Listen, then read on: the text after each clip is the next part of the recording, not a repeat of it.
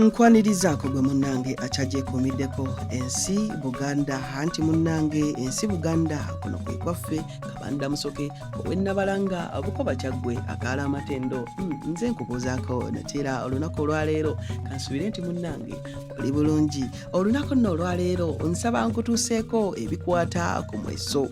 Amasomero bwe gaatandikibwa mu myaka egy'ekkumi egyatandika omulembe guno gwe tulimu kati, omweso tegwassibwamu nnyo maanyi ng'emizannyo gy'abagwira egy'omu nnyumba okugeza nga drafts, ludo, emisota n'amadaala. Kyamazima amasomero awamu ag'ebisulo oluvannyuma gaafunira abayizi emyeso, naye abayizi abaayesanga tebaabanga bangi nnyo olw'okubanga omweso gwali gumaze okuvumaganibwa nti guleeta envunza. Kyokka abantu abamu abakulu abagezi abaagazi b'ebintu byaffe eby'obuwangwa bo emyeso bagikuumanga mu maka gaabwe nga beesangamu n'emikwano gyabwe. Abantu abo be baawonya omweso okuzikirira wonna mu Buganda, era tusaana okubeebaza ennyo. Katulabe ne ku kintu ekirala ekifaanana okuba ekimu ku bintu ebyaziyiza omweso okweyongera ennyo mu maaso okutuusa munnange wano jjo ly'abalamu mu biro ebitali byawala nnyo tewabadde bidduka ebyesigibwa ebyanguya abakozi ba gavumenti n'abatali ba gavumenti okubajja mu byalo abasinga obungi gye basula okubatuusa ku mirimu gyabwe ate era n'okubazzaayo. Essaawa z'abakozi bonna abatali ba gavumenti ez'emirimu nazedda zaali teziriiko mateeka ga gavumenti amakakafu nga bwe kiri kaakati. Ate kimanyiddwa ng'abakozi abasinga obungi okuva gye basula okutuuka ku mirimu gyabwe mayiro zitera kuba wakati wa 3 ne 15.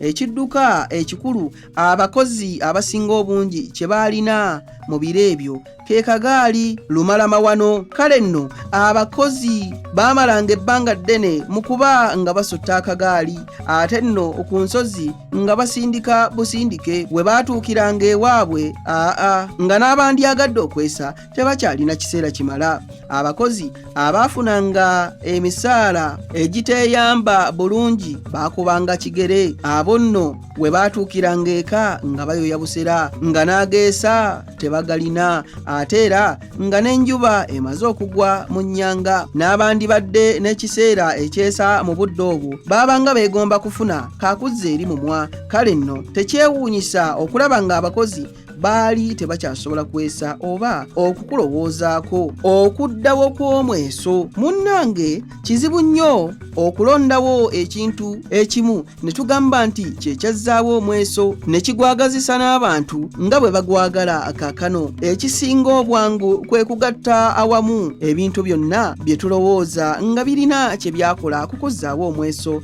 n'okugwagazisa abantu. Mpozzi kye tusaana okusookerako okumanya kye kibiina ky'abataka James Miti ne Sezaaliyo Omulumba ne bannaabwe abalala bye baasitula ennyo mu 1947. Ekibiina ekyo kyakubiriza nnyo Abaganda okwagala ebyabwe ebyobuwangwa. Okwo kwe tuzza okudda kwa Sir Edward Walugembe Muteesa owookubiri Obwakabaka ng'ava mu buwaŋŋanguse mu London mu mwaka gwa 1955. Ekiddirira ekyo bye bigambo ebyatandikira mu Afrika ey'obugwanjuba nga bikubiriza Afrika okwemanya nga nabo bantu mu nsi abasaana okweyagalira mu nsi zaabwe n'okwagala ebyabwe ebyobuwangwa era n'okubikuza. Okujja kwa bbaasi ezikola mu bibuga nga zigezaako okutambulira mu biseera ebimanyiddwa ate n'okufuna mmotoka za takisi ezikola mu bibuga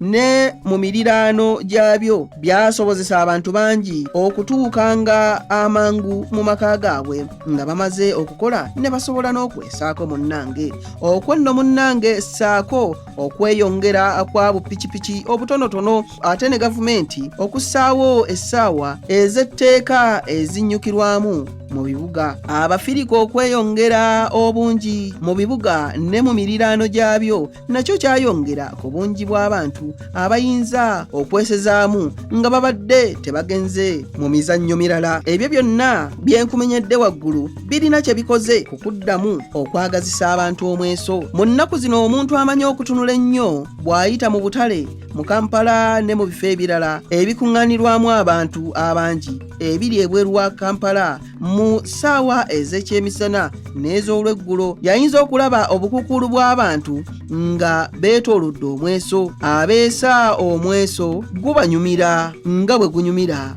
abatunuulizi. Abaagazi b'omweso oluusi basaawo n'empaka ne zinyumira abazibaamu n'abalabi ababa bawagira abazannyi baabwe. Mu bifo ebimu abantu oluusi beeseza nsimbi ate abatunuulizi abamu ne basibawo ensimbi. Okujjulula ku mateeka g'omweso ag'edda kuyambye nnyo okukendeeza ku kiseera ekyeso ekimu kye kimala okuggwa. Edda ekiseera ky'ekyeso ekimu kye kyamalanga okuggwamu kyabanga wakati wa ddakiika 10 n'eddakiika 2, naye kaakati wakati w'eddakiika 3 n'eddakiika 7.